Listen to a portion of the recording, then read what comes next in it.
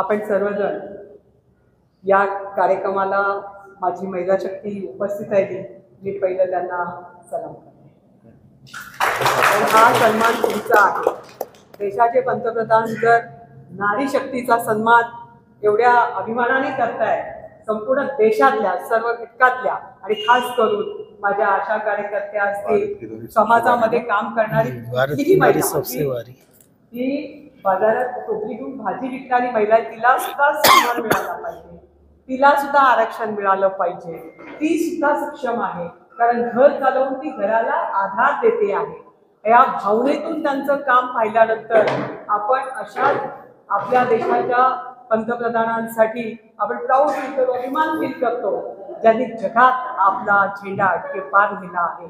आणि त्यांच्या असणाऱ्या 10 वर्ष कार्यकालामध्ये आपल्या महिलांचा काय काय सन्मान झाला, कशा कशा योजना आल्या, आणि त्या योजनांसाठी सांगण्यासाठी आज मातृवंदना योजनेच्या माध्यमातून आपण एक छोटीशी रॅली काढली आणि आपण ठरवलं की या सगळ्या त्या महिला पाहिजेत की दारोदार ज्या जातात आणि लोकांना त्यांच्या आरोग्याविषयी, त्यांच्या आनंद निर्माण करण्यासाठी सतत प्रेरित करतात, प्रोत्साहित करतात। आणि म्हणून नारायणगाव वारुवडी या परिसरातच आपण महिलांना बोलवलं की ज्या स्कूटी चालवतात, म्हणजे गाडी चालवून स्वतः आपलं काम किती फास्ट गतीने करतात, आणि गतिमान झालेल्या या महिलांसाठी आणि या महिलांना ज्या घरोघरी जातात आणि लोकांपर्यंत मोदीजींची संकल्पना जी आहे, जी आता शरद पवारांनी सांगितलं की त्यांनी आपलं अकाउंट 7 महिलांवर जबाबदारी टाकली की तुम्ही माझं अकाउंट चालवा। आज खरं म्हटलं तर आपला मोबाईल नवऱ्याने, सासऱ्याने, दिराने, कुणीही जावेने घेतला तरी त्याला लॉक असतो, परंतु माझं तुमचं आहे, तुम्ही तुमच्यासाठी आहे असं म्हणून या देशाचे पंतप्रधान ज्यावेळी त्यांना सांगतात की माझं अकाउंट तुम्ही चालवा, हा केवढा मोठा विश्वास आहे, किती मोठी प्रेरणा आहे। आणि ही प्रेरणा आपल्याला काय सांगण्यासाठी दिलेली आहे की तुम्ही सुद्धा लोकांचं कल्याण करू शकता।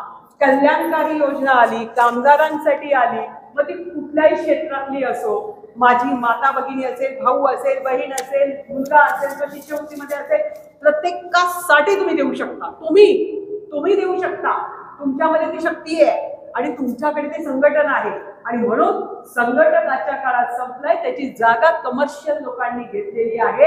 पण अशाही काळात माझ्या माता भगिनी चांगलं काम, सुरेख काम करू शकतात, हा विश्वास या देशाच्या पंतप्रधानांमध्ये आहे। आणि म्हणून त्या विश्वासाला साध्य करण्यासाठी सदैव तुमच्या सोबत असणारी तुमची ताई आज या ठिकाणी छोटीशी रॅली काढू। जेव्हा आपण तालुक्याची काढू तर प्रशासनाला आणि सगळ्यांना आपली काळजी घेण्यासाठी खूप रसद लावावी लागेल। आपण त्या एक दिवस तशीही रॅली काढणार आहोत, पण आज आपण आपल्या या 2 गावाची रॅली काढली आणि इथे समारोप केला। आज आपल्याला मार्गदर्शन करण्यासाठी कोण आलेला आहे, जसं शरद भाऊंनी सांगितलं की आपण मुक्ताई मंगल कार्यालयामध्ये ज्यावेळी या कामगार कल्याण योजनेच्या माध्यमातून अनेकांना लाभ देत असताना अशा फाउंडेशनच्या माध्यमातून या ठिकाणी तब्बल 7,500 लोकांचे फॉर्म भरले गेले। आजही 2 दिवसात खूप भरले गेले असतील, परंतु त्याच्यातल्या जवळजवळ 2,500 लोकांना आपण लाभ दिला देखील। दिलं याला महत्व जास्त आहे, लोकांचा विश्वास संपादित, कारण वर्षानुवर्ष फॉर्म भरतायत, गेली 3 वर्ष 4 वर्ष योजना आलाय, परंतु ते फॉर्म भरून एकदा ऑनलाईन झालं की परत होत नाही, अशा अडचणी येणारी लोक सुद्धा आमच्याकडे येत आहेत। परंतु तरी सुद्धा त्याच्यावर मात करण्यासाठी सुद्धा आम्ही तयार आहोत। परंतु तुम्ही या योजना घरोघरी तुमचे नातेवाईक, तुमचे असणारे कुटुंबातले, बाहेरचे, गावातले यांना त्या पोचवाव्यात। तुम्ही भराल तितके, तुम्ही जेवढे सांगाल, तुम्ही परिपूर्ण करून आणलेला फॉर्म, फुलफिल करून आणलेला फॉर्म, त्या ठिकाणी आम्ही आमच्याकडे ती जबाबदारी घेऊन त्या ठिकाणी तुम्हाला ते देण्यासाठी आशाताई बुचके आणि या मंचावरचे सगळे कटिबद्ध आहेत।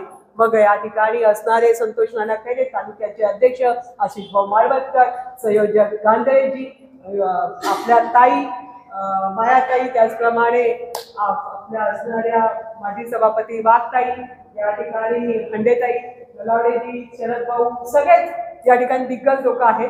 ती सगळी तुम्हाला मदतीसाठी सदैव तुमच्या हाकेसाठी तत्पर राहतील. पण आज आपल्याला या योजना नेमक्या काय आहेत ताई तुम्ही सांगताय, पण आम्हाला अनेक अडचणी येत आहेत. मलाही वाटतं की माझ्या शेजारीचा मुलगा बाळाला बाप नाही, किंवा त्याला तो ऍक्सिडेंटमध्ये गेलाय, तो अपघाती गेलाय, तो कोरोनामध्ये गेलाय, किंवा ती आई आहे ती गेली आहे. तर या सगळ्यांसाठी आम्हाला खूप कष्ट घ्यावे लागतात. आमचे फॉर्म फिल होत नाही आणि आम्हाला योजनांचा लाभ मिळत नाही.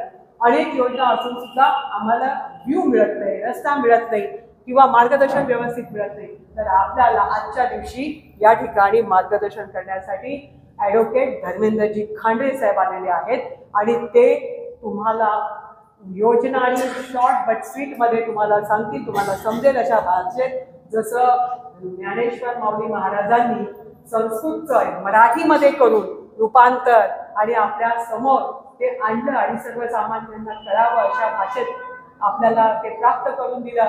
आणि म्हणून त्या गाथेप्रमाणे या ठिकाणी असणारी मोदीजींची गाथा जी त्यांनी 10 वर्षात जनसामान्यांसाठी केली, ती शॉर्ट बट स्वीट आणि तुम्हाला कळेल अशा भाषेत या ठिकाणी सांगण्यासाठी धर्मेंद्रजी खांडे हे आपले कायदे सल्लागार म्हणून महाराष्ट्र प्रदेशवर त्यांची नियुक्ती आहे.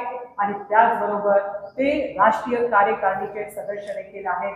ते या ठिकाणी आलेले आहेत. आता त्यांचं आपण ऐकूया, कारण ज्यादा वेळ गेला तर निश्चितपणाने तुम्हाला सुद्धा पुढच्या कामांना जायचंय. आपण आलात, पुन्हा एकदा आपले आभार. जय हिंद, जय महाराष्ट्र, जय श्री.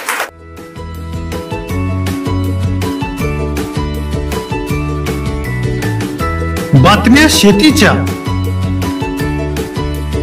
बातम्या मातीच्या, बातम्या अन्यायाच्या, गुन्हेगारीच्या,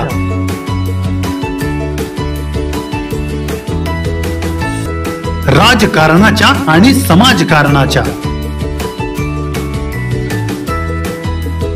शोषणाविरुद्ध बुलंद आवाज, जनसामान्यांच्या हुंकाराची गाज, सत्कार्याला प्रोत्साहन,